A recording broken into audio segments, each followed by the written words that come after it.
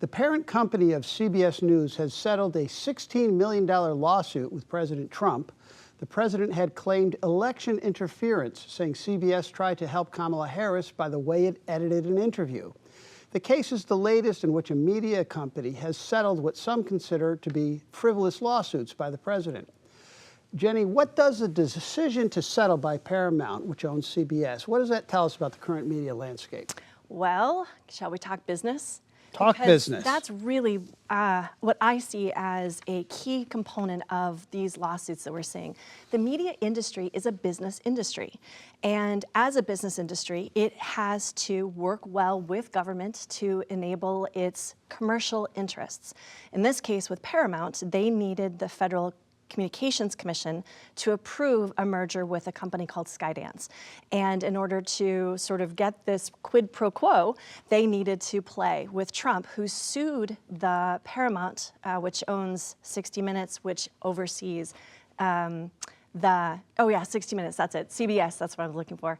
So CBS owns 60 Minutes. 60 Minutes had an interview with Kamala Harris where they did a bunch of editing, which they do, and that's part of the normal news outlet, but I'm going to interject here because when you say a bunch of editing, it wasn't really a bunch of editing. There was a single answer to a question, and the first part of the answer was used on one program, and the second part was used on another. Absolutely, and that's part of the business of producing long-form journalism content. You edit it for content, for time, but I think from Trump's perspective, he sees the news media as a business, and in fact, he sued on the grounds based on a Texas law around basically commercial fraud.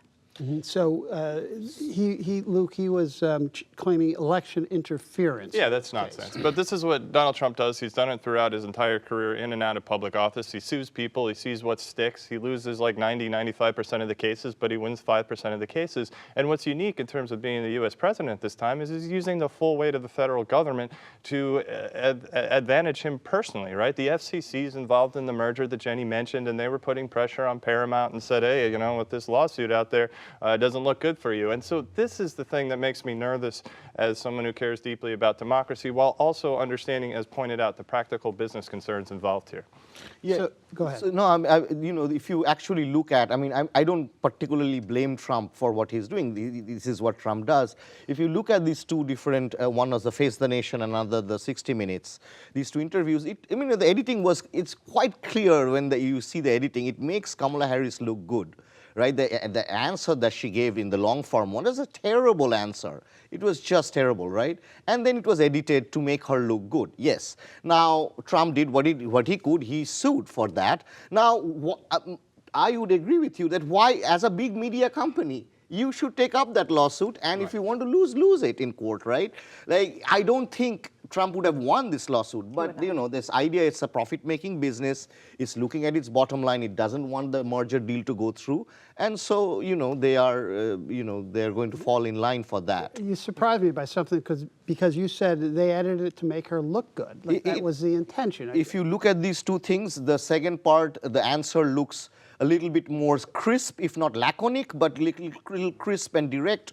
The other one is a complete rambling mess. Then are we going to go through, and every Democrat that is interviewed on Fox is going to sue them because they're shown to be less than favorable? You know, one of the things, I understood the Paramount issue because of the direct link to wanting the merger with Skydance. But some of the other media companies, it didn't, like the ABC. You know, most experts have said that most of these cases were frivolous and didn't stand much of a chance of passing. But they also caved. And, so the landscape in media seems to be the same as the landscape in large law firms and institutions of higher learning. We're all being bullied by Donald Trump, and we are caving and meeting his demands. Well, is there a possibility here that these lawsuits or threats of lawsuits could actually improve the way reporting is done? Well, it's definitely changing, right? So you see newsrooms now actually backing away from endorsements. So we saw this with the Washington Post, and we're going to see it with more media outlets basically stopping their idea of endorsing candidates. But they were newsrooms. Those were not. And again, I do agree that they're in the New York Times, there's been a blurring of Well, and- news analysis and direct news, but the endorsements were not by the newsroom, and I think that's one thing that I think needs to be made clear. What is interesting to me is the case that is happening in Iowa against the Des Moines Register and Ann Selzer, who was the pollster. This is a lawsuit that Trump pushed because Selzer, in just a couple days before the election, predicted a 16-point swing for Harris, actually, in Iowa. It was a very big surprise, and it turned out that it was wrong. And so Trump has sued on that again on commercial kind of fraud grounds in Iowa. It was originally in a federal court. He's now pushed it back to Iowa, and we'll see what happens. But that one, I would imagine there'll be a silencing or a lot more thought by newsrooms around their polling. Yeah, I agree. On the day of the poll coming out, when the poll came out, he said in a the thing that this is election tampering, and this will be considered as election tampering, which is all. I don't know why it is not illegal, which is a completely very strange place to be when you're attacking pollsters for just bringing out very long-standing polls. So is he objecting to what we might just call normal journalism practices?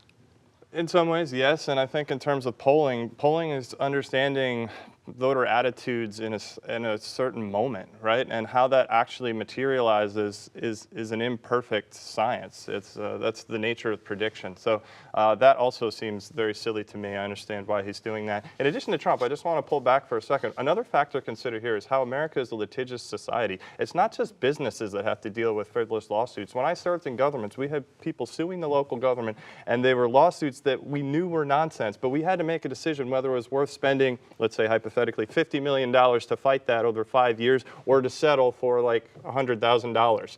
And sometimes you settle, even though it's a frivolous lawsuit, because you know you can spend the money better, in this case, in terms of the public sector as well.